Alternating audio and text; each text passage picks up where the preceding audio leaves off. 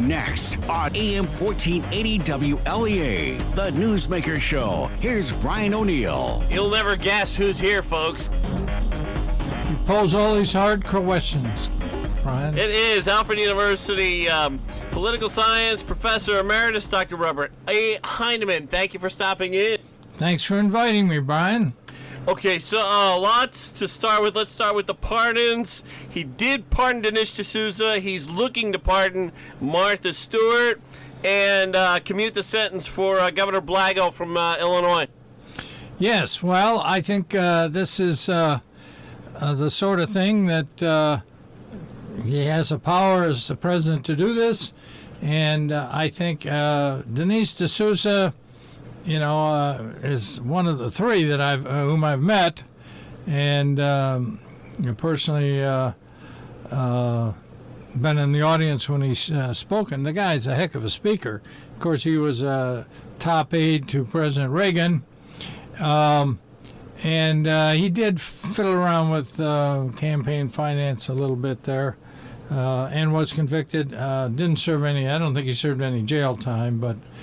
Still, what the argument there is it's not as if all these Harvey Weinstein type donors were probably all that innocent all those years. No, Somebody I must know. have broken the rule somewhere along the line. That's the argument you usually hear? Well, it could be. And the one that I think really deserves a pardon is Martha Stewart. I think she was really badly treated. But after her trial, it's clear she didn't have a leg to stand on in terms of the way the jury dealt with the trial, and her attorneys appealed, but she started to serve her prison sentence. I think down in Ellenwood,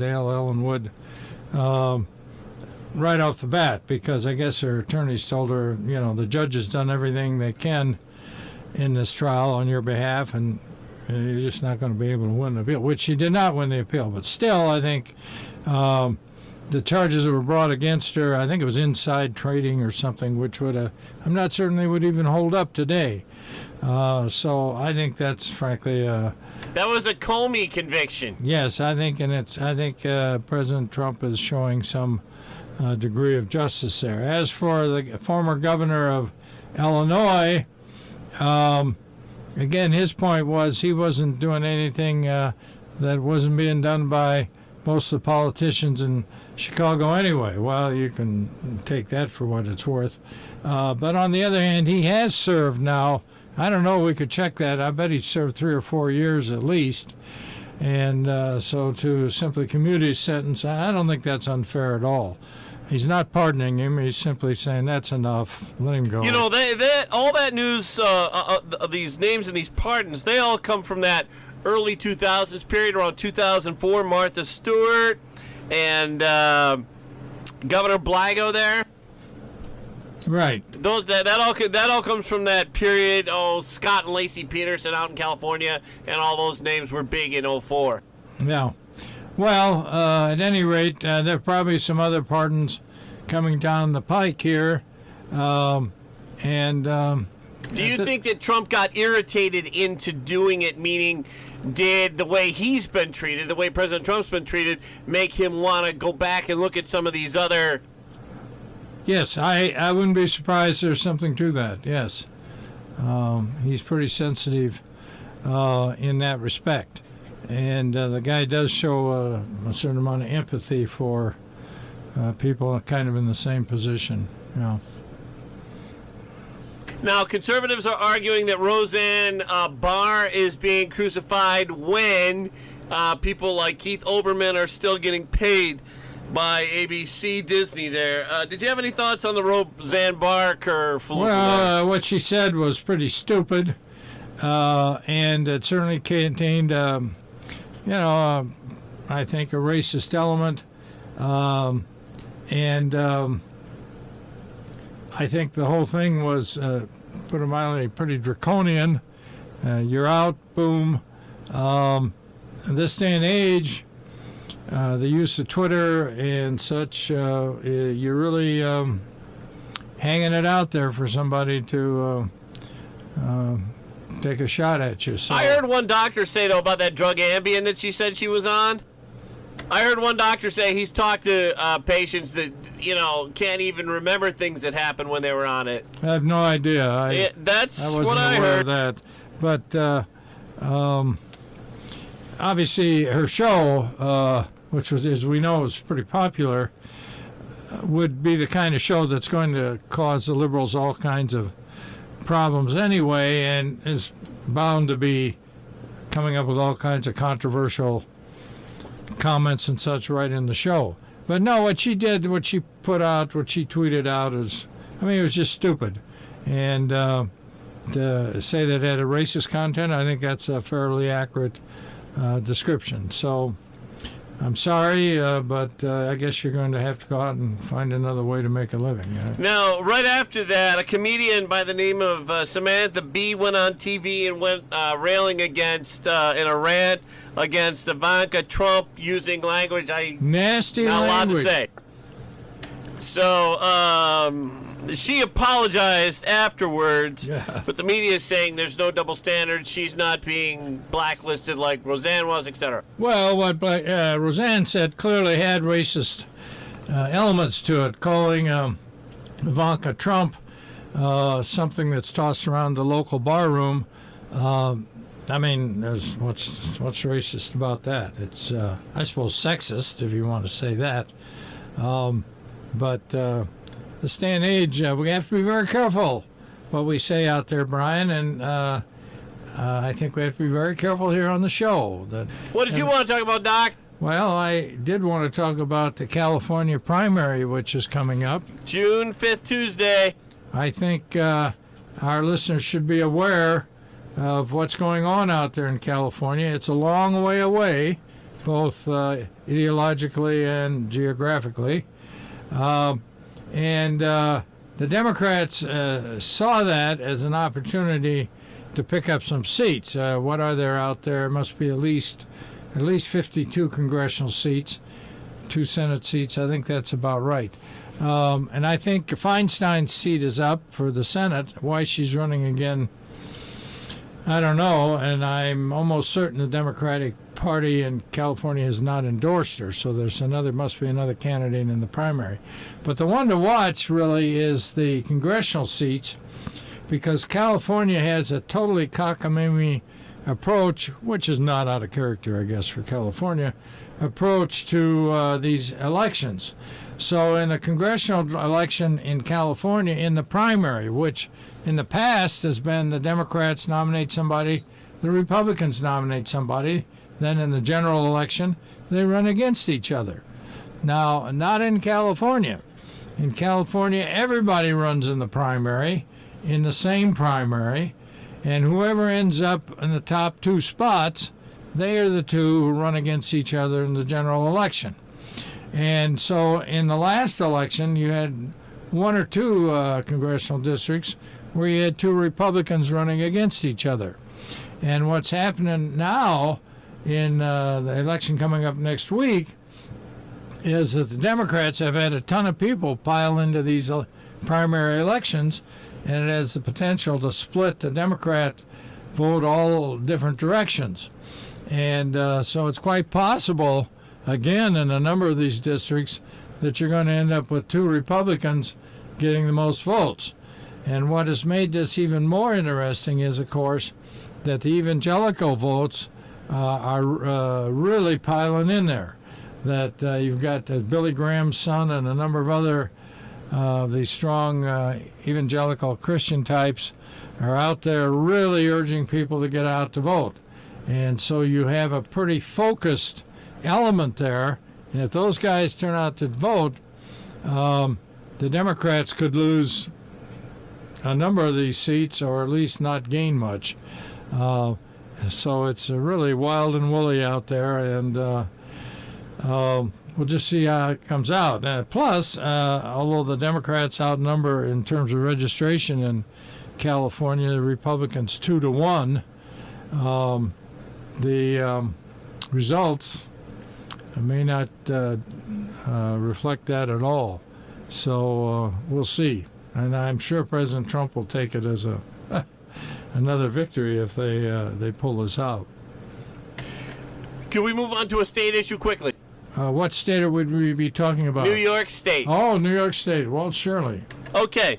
This is a local issue. Livingston County Republican Marge Burns wants to primary Republican Assemblyman Joe Arrigo. Yes. Arrigo represents Livingston County and then parts of Monroe and parts of Steuben County. We had Marge Burns on the Newsmaker show. Yes. Invited Arrigo on twice before and told him that Marge Burns was going to be on that show. Never heard back from his press spokesman. He's welcome to come on anytime to get the equal time in there. Wondering, Dr. Bob, did you have any thoughts on that race, Marge Burns, Joe Arrigo? Well, I think it is becoming a little more interesting than I thought it was going to be. And the thing is, I think Marge Burn, I don't know what the Livingston County Republicans have done. I'm not certain whether they've endorsed her or not, but they have not. And if they haven't endorsed either candidate. It's my understanding that the chair of the Conservative Party in Livingston County has, in fact, endorsed Marge Burns. Now, Tom Cook in Rochester, of course, has a large conservative constituency there. They have endorsed Mr. Arrigo. So you've got a number of problems here. One, the endorsement of Arrigo by the conservatives in Monroe County probably means that he will get the conservative line. Because I think in terms of conservative votes, Monroe County probably outnumbers the other two counties put together. But it's possible, of course, that Marge Burns could win the Republican primary. And apparently she's a fairly capable candidate. I've never met the lady, I've never heard her, so I can't comment on that. But the point is, Mr. Arrigo was put in there when Bill Nojay killed himself. And the idea was that Arrigo, who had held the seat before, would simply step in and fill in to give him somebody in that spot. Now he apparently has decided that, he'll just run again. And I'm not certain there's a whole lot of enthusiasm for that idea. Plus, Marge Burns is a woman and has had some electoral experience. And Livingston County, of course, is the biggest element in the district. So it's possible she could win the Republican nomination, Arrigo end up on the conservative line, and if the Democrats put up any kind of creditable candidate there for that assembly seat, they could well win the seat. And I don't know why they put too much time or money into it. They already control the state assembly by, I don't know how many votes Republicans have left in the state assembly, maybe 42 or 43 out of 150 votes. But I guess they can figure they can always pick up another one here or there. So we'll watch that. It could be a situation where the conservative line is able to divide the right wing end of the spectrum enough to let a Democrat win. We'll just have to watch that play. It'll be interesting. It could get kind of vicious, actually. Going to take a quick break, then we're going to come back and talk about Cuomo, Nixon, and other big issues in New York State. Stay with us. The Ryan Agencies, your local, independent insurance agencies. What does it mean that the Ryan Agency is independent? Well, it means they don't work for just one company. They work with many companies, putting your best interests first. Contact the Ryan Agencies today. Good local people, putting you first. Insurance protection you can rely on. The Ryan Agency. Did you know you can save up to 50% off at local businesses by going to our website, fun921.com, and click on Shop Certificate Auction Sales for gift certificates up to 50% off. Pay with a credit card or choose to pay cash in person, then come up to our station to pick up your certificates. Don't have a computer? Visit us here at the radio station on Ashbaugh Hill Road, Monday through Friday, 10 a.m. to 4:30 p.m. Now, here are some more of the sponsors we have certificates for.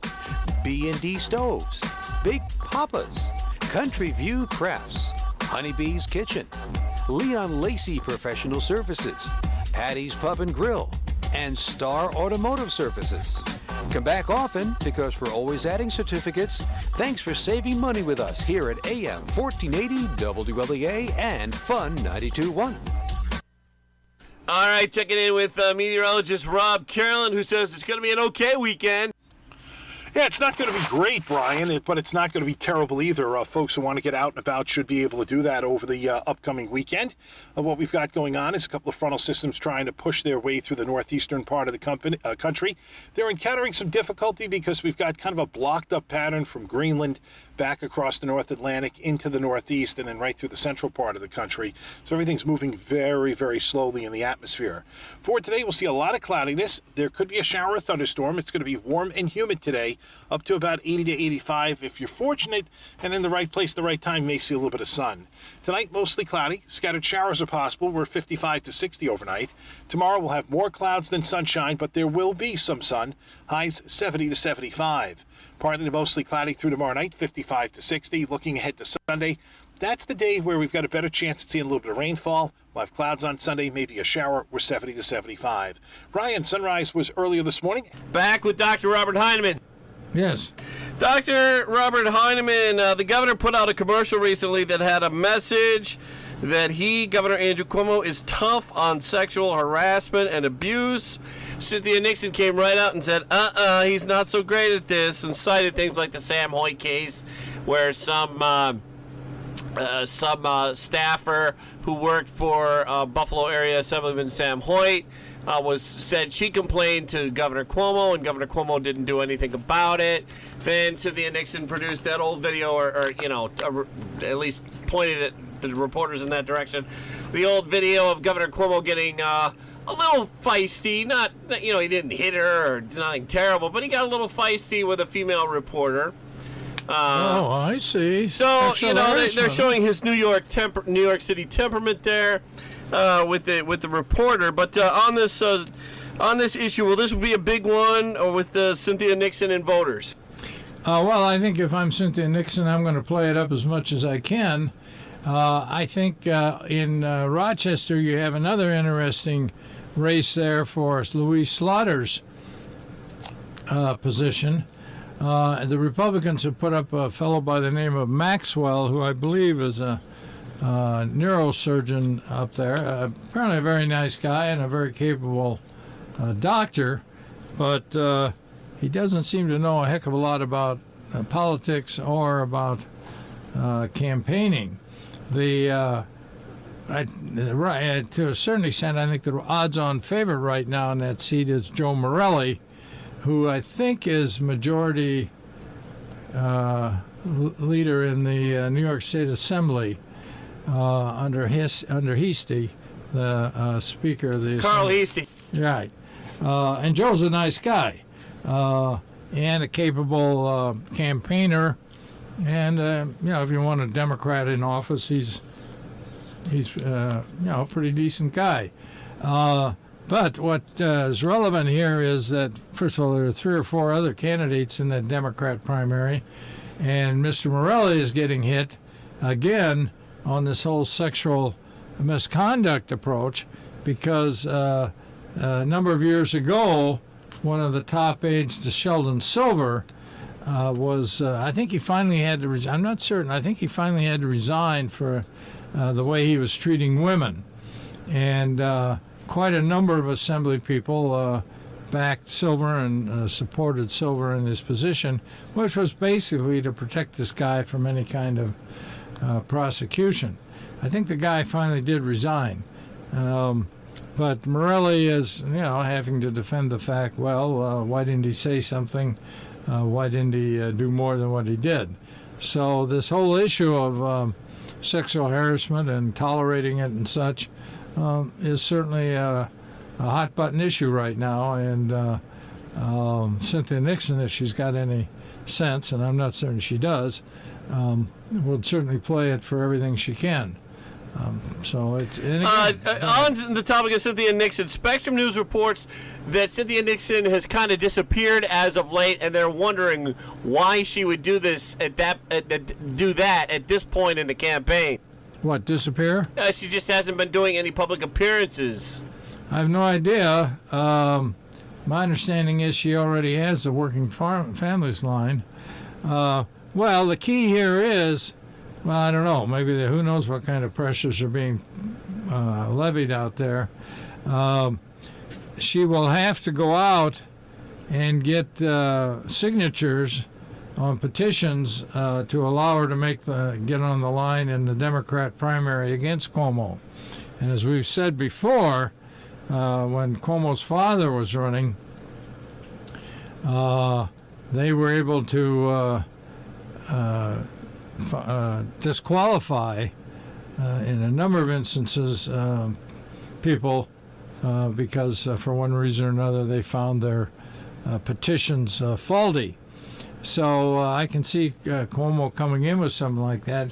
To get the petitions right, you have to have some people who know what they're doing, and I'm not certain Cynthia Nixon, has the staff people who can do that. Now there may be some groups out there, liberal groups, women's groups, and such that do have staff people with enough savvy to be able to do that.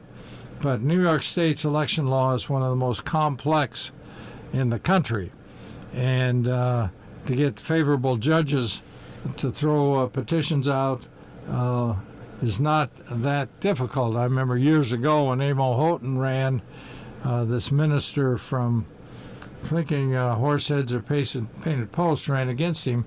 He needed, I think, 1,500 signatures to get on the ballot. This guy had something like, my numbers may be a little off here. I think this guy had double that or more, and Amo took it to court, and the judge from the Corning area threw almost half or more than half of the signatures out. And so the guy never was able to run against Amo in the Republican primary. Amo, bless his soul, and I like him a lot, don't get me wrong, just didn't like the idea that people would run against him.